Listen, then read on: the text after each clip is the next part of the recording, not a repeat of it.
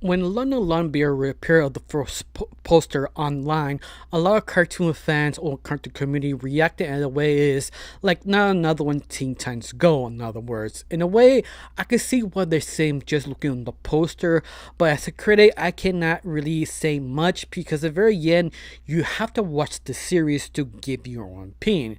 Lucky for us, they did leak the first episode online for free that anyone can actually watch. But this episode is just sort of a random Pacific episode because they do have a lot of things that you need to know to get really into it. This is sort of in between season one words.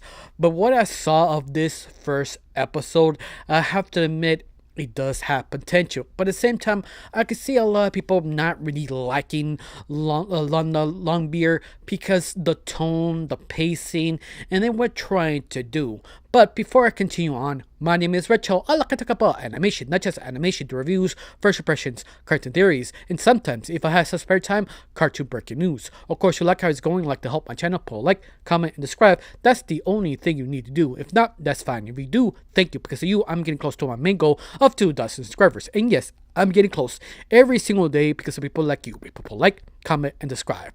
Thank you. Now let's get started of sort of my first impression of London Longbeard. Is any good? Now I have to admit I wasn't sure what to expect about this show because how the image looked like, I don't know, be well executed. A lot of rumors that would be the next Teen Titans Go to be sort of fast paced, over the top, especially how the animation looks like in the poster. When I started watching it, in the very beginning, I was sort of kind of bored because how the pacing is sort of slow, but at the very end of the episode I realized what they're trying to do, especially when they actually accomplished that at the end of the episode, because the episode I was sort of shown, it was sort of dropped in the middle of the whole season. It's just sort of a random pluck episode to give you the vibes of the characters, because at the very beginning you're not sure if you like it or not. It's one of the type of shows that you need to watch at least 3 to 4 episodes to grasp what they're trying to do. It's sort of trying to do like Subdugo from the Disney show. They attempted to that show to basically kind of show you each single character how they act with one each other to understand their personality, but their personality are strong. It's just sort of the subtlety of each character differences and the things they actually know what to do each single episode to make it a strong show. And London Longbeard does the same thing. But the only problem is London Longbeard has a habit of being a little bit too slow. It's like almost feels not yet figure out what type of pacing they actually want in the series. A fast pacing that you have to toss at basically every single joke by a minute. The slow pacing is sort of developing the characters, understand their emotions and the relations around them. They decide to do slow pacing. In fact, they can usually hurt it or really enjoy it. It depends on you. But I have to admit, try at least one or few episodes. At least I not recommend watch the free episode online on YouTube because it doesn't fully grasp Lana Longbeard yet. And you have to watch several episodes to really intrigue you. Of course, you're wondering, okay, what is Lana Longbeard is about? It's sort of like a 12-year-old adventurer who lives in the sea who is not yet becoming a captain. In fact, she's the one who's just waiting for her father decided to her to be adopted on her own ship and take this grand adventure. But before she becomes that, she had to face sort of danger, rules, regulation, her ambition to be great, to basically be compassionate and also be bold. But it's all about her patience and her relationship with her crew. And the very end, that really is her relationship in her crew. Each single member has something to actually give Lana, something very valuable, their patience, their experience, their talent. But Lana is just sort of impatient and doesn't know what to do. If she does, she accidentally does more trouble than actually solves any problems. But I think that's sort of the whole point. That sort of development of Lana becoming more wiser, more better ship person that she believes she can be.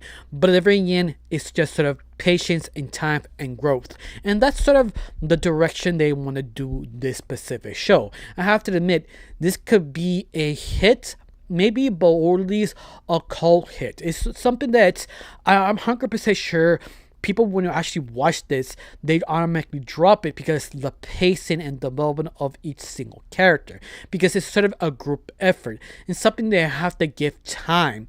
But of course, it's one of those things you don't know.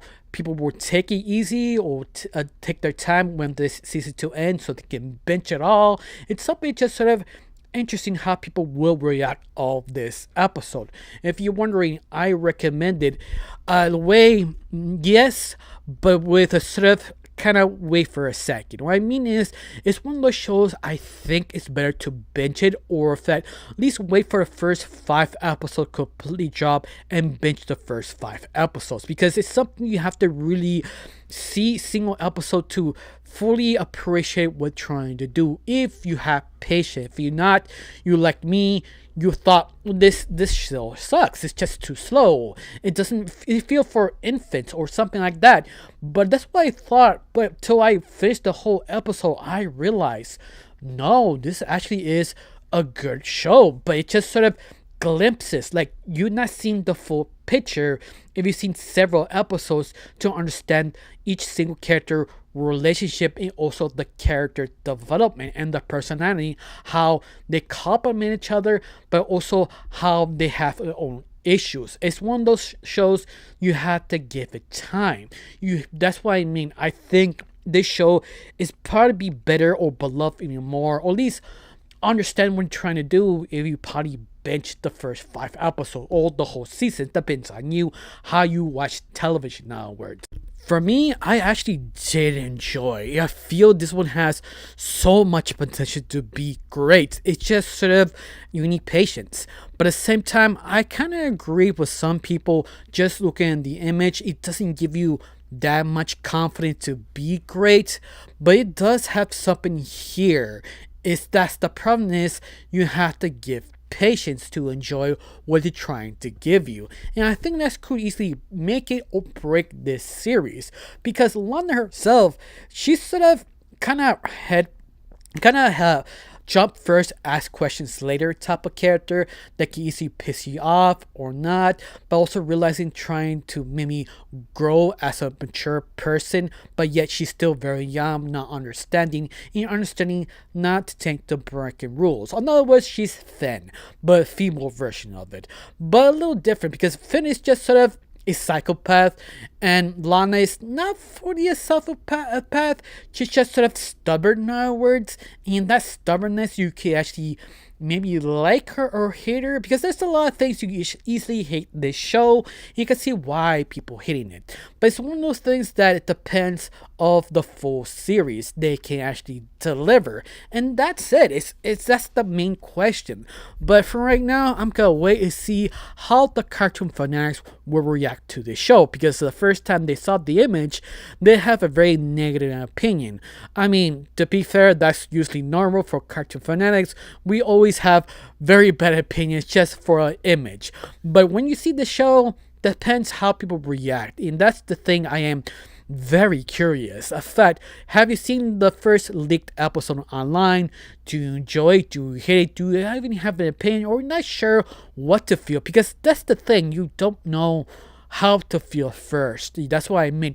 You have to watch several episodes, and the animation is pretty good. It's everything is well handled, but at the same time, I can see why people think this is could be the next Teen Titan Go. You have to say, no, this is not. Teen Titan Go, it's just sort of the joke comes first, everything comes second. And this one is the opposite. This one focuses on the development first, the charm first, and you can see how the characters grow later on, understanding the relationships of each single character. Because at the very end, it does show you trying to understand each single character, at least some of the subtle jokes they do of each one of them, to fully realize what's going on. It's a sort of charm it takes a little while to get used to actually see you get it. But once more, it's all about how people will react, and that's the thing I'm sort of kind of fascinated. Even that they have very strong reviews, but yet I don't fully trust it because at the very end, it's the all about the fans that actually watch it because they're the one who can propel the show or self-destruct the show. It's just to see what happens. But all of that, that's all I can say. This does have potential. It just depends on the fans. I really got nothing else to say. Just thank you for watching. Don't forget to subscribe and have a wonderful day. Bye.